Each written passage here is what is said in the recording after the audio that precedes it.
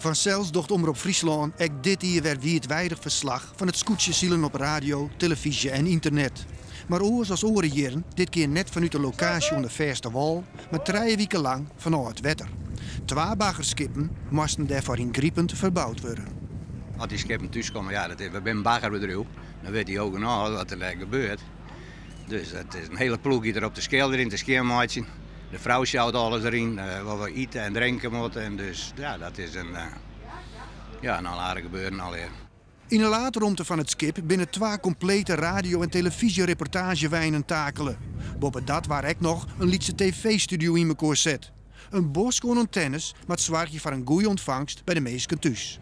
En je moet je voorstellen dat hier 3 bootjes op het wetterdrill voor radio.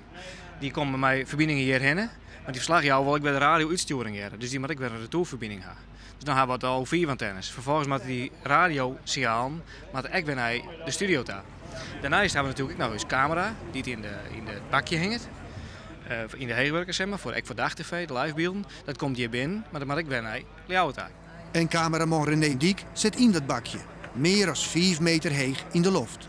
Straks tijdens het scootjesielen gaan wij het topshot maken, zodat we dat nemen. En 3 weken lang zit je hier in het bakje te filmen? Ja, hopen dat er net al te warm wordt boven.